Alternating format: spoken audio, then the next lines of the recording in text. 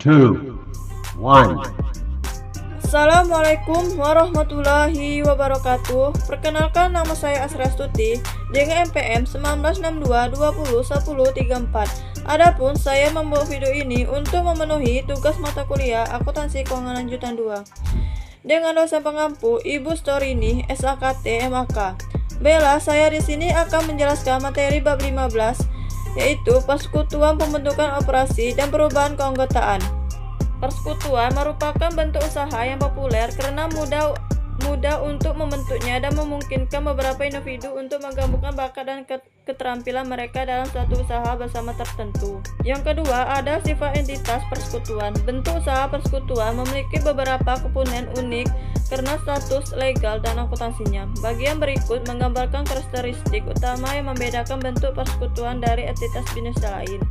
Yang pertama ada regulasi hukum persekutuan. Yang kedua ada definisi persekutuan. Yang dimaksud dengan regulasi hukum persekutuan yaitu akuntan yang bekerja untuk persekutuan harus memahami hukum atau undang-undang terkait dengan persekutuan karena hukum atau undang-undang tersebut menjelaskan hak-hak tiap sekutu dan kreditor selama proses pembentukan, operasi dan likuidasi atas persekutuan. Yang kedua, ada definisi persekutuan. Persekutuan adalah perjanjian antara dua pihak atau lebih yang setuju untuk menginvestasikan sesuatu ke dalam usaha dan laba yang diperolehnya dibagi di antara mereka. Definisi ini dapat dibagi menjadi 3 faktor terpisah, yaitu asosiasi dua orang atau lebih, yang B untuk menginvestasikan sesuatu, yang C usaha untuk laba. Yang ketiga, ada pembentukan persekutuan. Salah satu keuntungan utama dari bentuk persekutuan adalah mudah dalam pembentukannya. Kesepakatan untuk mendirikan sebuah persekutuan bisa bersifat informal seperti orang yang berjabat tangan, atau bisa bersifat formal seperti perikatan antara dua pihak di atas kertas yang disebut akta pendirian persekutuan. Perjanjian persekutuan harus mencakup hal-hal sebagai berikut. Yang pertama, nama dari persekutuan dan nama dari persekutuan. Yang kedua, jenis usaha yang akan dijalani dan jangka waktu perjanjian persekutuan. Yang keempat, karakteristik utama lain persekutuan. Berikut ini bagian dari KUH per dan KUHD yang terkait dengan penghentian dan likuidasi persekutuan. Yang A, perjanjian persekutuan. Yang B, persekutuan sebagai entitas terpisah. Yang C, sekutu adalah wakil atau agen persekutuan. Yang D, kewajiban sekutu adalah kewajiban bersama. Yang E, hak dan kewajiban sekutu. Yang F, kepentingan sekutu yang dapat dialihkan dalam persekutuan. Yang G, pengunduran diri. 5. Jenis-jenis persekutuan terbatas. Banyak orang menilai kemungkinan terjadinya kewajiban personal atas kewajiban persekutuan sebagai kerugian utama bisnis persekutuan. Persekutuan terbatas atau limited partnership LP adalah bentuk yang berbeda dari persekutuan dengan kewajiban terbatas atau limited liability partnership LLP atau persekutuan terbatas dengan kewajiban terbatas atau limited liability partnership LLLP. Yang A, dalam persekutuan terbatas LP terdapat paling sedikit satu sekutu, namun satu atau lebih sekutu namun bertanggung jawab secara personal dan atas kewajiban persekutuan dan memiliki tanggung jawab hanya sampai dengan kontribusi modal tapi tidak memiliki wewenang manajemen. Yang B, persekutuan dengan kewajiban terbatas atau limited liability partnership LLP. Persekutuan dengan kewajiban terbatas adalah di mana tiap sekutu memiliki tingkat perlindungan kewajiban yang sama. Tidak ada sekutu umum atau sekutu terbatas di LLP sehingga tiap sekutu memiliki hak dan kewajiban sebagai sekutu umum. Tapi dengan kewajiban hukum terbatas, sekutu dalam LLP tidak bertanggung jawab secara personal atas kewajiban persekutuan. Yang kelima, akuntansi untuk pembentukan persekutuan. Pada saat pendirian persekutuan, sangatlah penting untuk melakukan penilaian yang tepat terhadap aset-aset selain kas dan kewajiban yang disetorkan oleh masing-masing sekutu. Setiap kontribusi dari sekutu akan menjadi kekayaan persekutuan dan dimiliki secara bersama.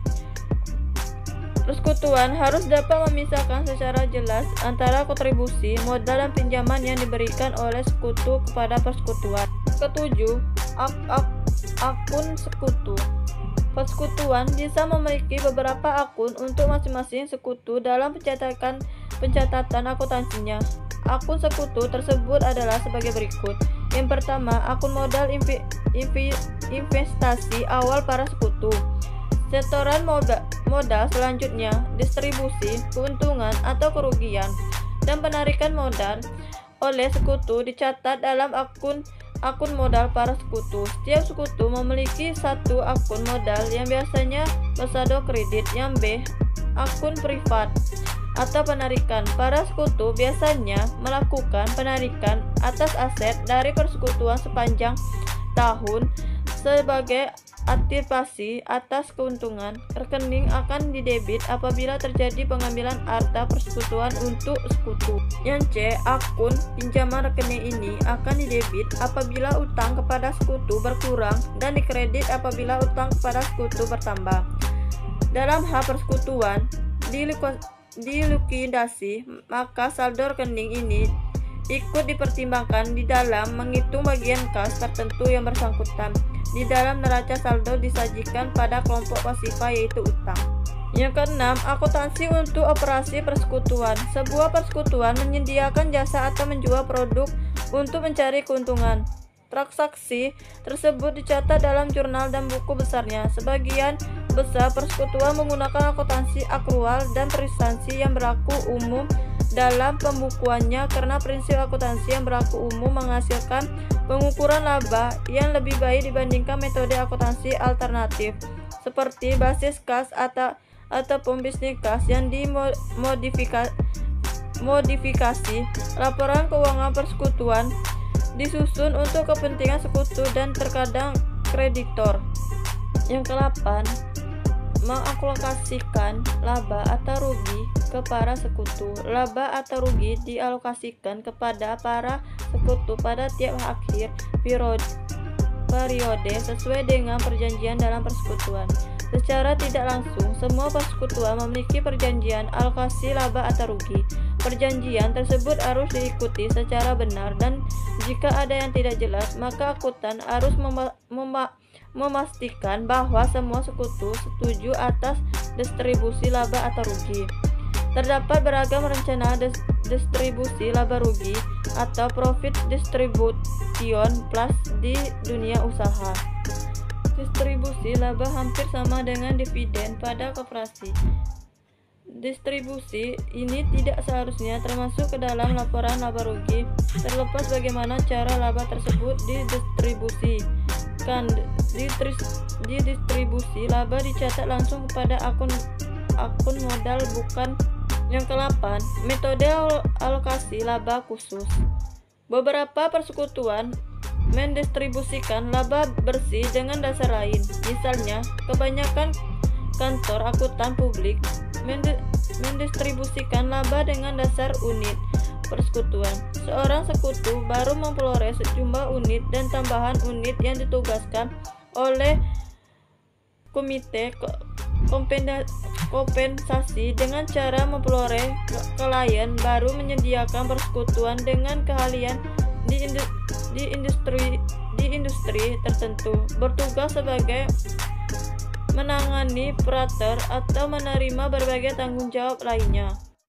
Yang ke-9, laporan keuangan persekutuan. Laporan keuangan persekutuan untuk tujuan umum mencakup laporan laba rugi, neraca, laporan modal sekutu, dan laporan arus kas. Laporan modal sekutu adalah satu-satunya laporan yang hanya ada untuk organisasi persekutuan perusahaan baru yang akan dimiliki bersama. Setoran modal tersebut dapat berubah kas aktiva non-kas, atau bahkan aktiva tidak berwujud seperti kemampuan lebih yang dimiliki oleh seorang sekutu di atas kemampuan sekutu yang lain. Yang ke-10, perubahan keanggotaan. Berhentinya atau pengunduran diri seorang sekutu dari persekutuan menyebabkan pembubaran secara hukum atas persekutuan. Banyak persekutuan yang tetap melanjutkan operasi bisnisnya, dan persekutuan mungkin saja membeli kepemilikan sekutu yang berhenti pada harga pembelian. Harga pembelian adalah nilai estimasi jika 1. Aset dijual pada harga sama dengan atau lebih besar dari nilai likuidasi atau nilai yang menjadi dasar penjualan seluruh bisnis jika bisnis tetap berjalan tanpa sekutu yang keluar tersebut. Yang kedua, persekutuan diakhiri pada saat tersebut dengan pembayaran seluruh kreditor persekutuan dan penghentian bisnis. Yang ke-11, konsep umum untuk memperhitungkan perubahan keanggotaan dalam persekutuan. Yang pertama, persekutuan sebagai sebuah entitas terpisah dari individu-individu sekutu dan penggunaan prinsip-prinsip akuntansi yang berlaku umum.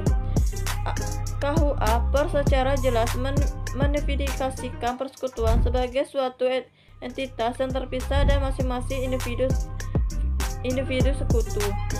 Yang B, persekutuan sebagai sekumpulan hak kepemilikan sekutu dan penggunaan akuntansi non-GAP.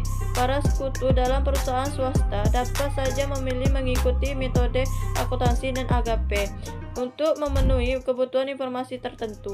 Yang ke-12, sekutu baru membeli kepentingan. Sebuah konsep yang sering digunakan adalah nilai buku. Nilai buku persekutuan adalah jumlah modal yang juga merupakan selisih antara jumlah aset dan kewajiban. Yang 13, pengunduran diri sekutu dari persekutuan. Ketika seorang sekutu berhenti atau mengundurkan diri dari persekutuan, maka persekutuan secara tidak langsung dibubarkan, tetapi sekutu yang lainnya mungkin masih berkeinginan melanjutkan operasi usaha. Baiklah, itulah hasil dari materi saya bab 15. Apabila ada salah kata, saya mohon maaf. Wabillahi taufiq wal hidayah. Wassalamualaikum warahmatullahi wabarakatuh.